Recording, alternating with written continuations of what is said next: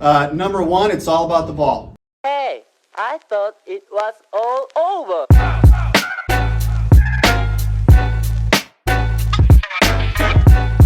Okay, here we go. Part 6 of the Who the Heck is Dave Canales series.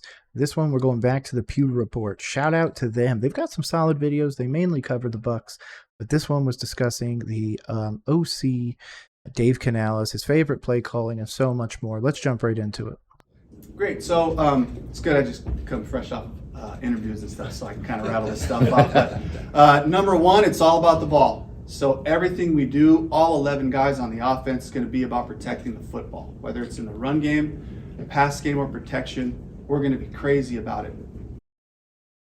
Quick pause here. This is part 6 of a multi-part series on Who the Heck is Dave Canales. Going back and looking at his tenure with the Seahawks, the Bucs, so much more. Obviously, this comes from the Bucs. This video is decently old. It does, like I said, come directly from the Bucs YouTube channel. And this one is his favorite play call.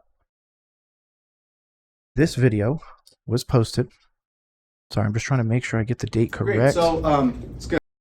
It was 11 months ago, February 22nd of 2023. So again, if you've been following these, this is pre-Baker Mayfield coming to the team. One thing that hits my brain really quick, Skip Pete is going to be our running backs coach. They had 0 fumbles lost last year from the running back. Okay, so he could have started that interview with that, dropped the mic, and then he would have been hired. So that's number one. Number two is focusing on what we control. That's your fundamentals and your attitude. So we're going to be a developmentally minded staff that's looking to develop player A to player Z.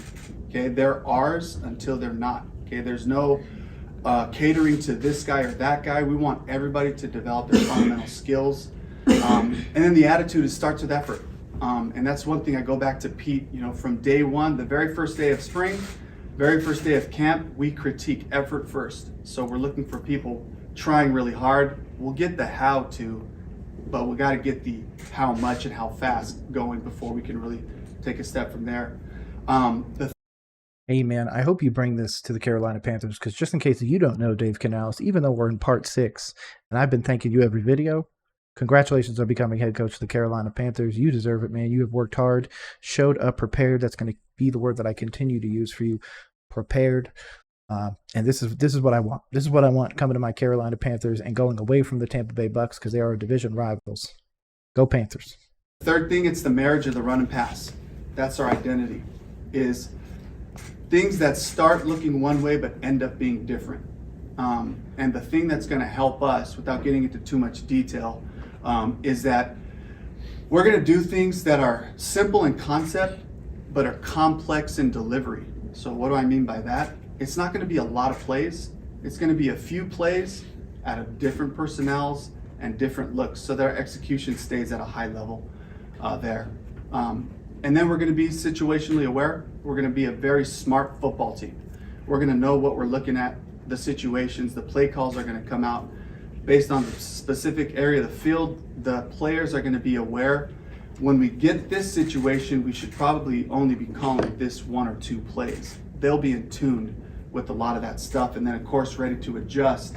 And the thing that allows you to adjust is by not having so much volume. When you keep the package tight, then you're able to adjust and make fine-tune little fine-tuning changes within a game plan so that they can continue to play fast. And the last part that'll be our calling card is finish. And you'll see linemen running down the field. You'll see Gino last year chasing Ken Walker down on runs, just trying to get his body in the way, in a smart way to keep himself safe. But you're going to see 11 people fly off the ball and really finish drives, finish quarters, finish halves, and finish games, and it starts in practice. Good.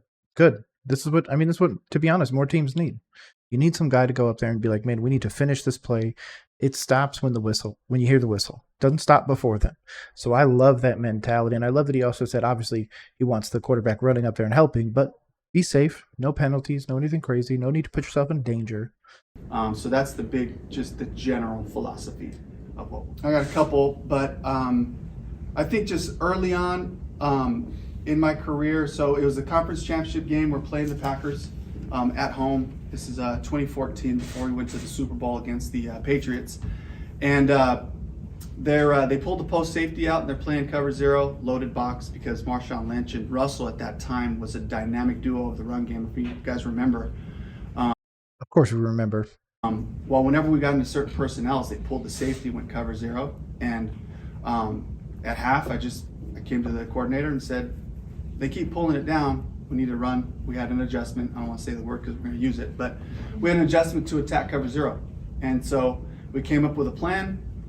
Oh, perfect. I was going to go Google and find this. Good. Show me it. Will Tukuafu is a D-line coach now in Seattle. At the time as a fullback.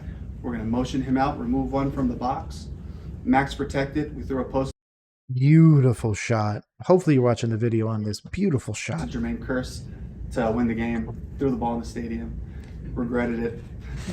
And yeah, he probably had to pay a fine or two. he got it back. But anyway, it was that moment, you know, and there were other little moments along the way. But like at that point, I was just like, wow, like this is cool to be able to have an impact by making an in-game adjustment.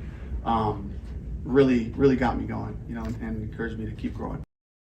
Hey, shout out to the Pewter Report. You guys are awesome. If you haven't checked out, again, this is part 6. I don't know why you haven't watched part 1 through 5 before you got here, but hey, there's going to be more after this too. Make sure you go check them out. Make sure to subscribe to all the socials below. We're also on all the podcasting platforms, so make sure to go check us out over there. My name is Nick. This has been Roll Coverage.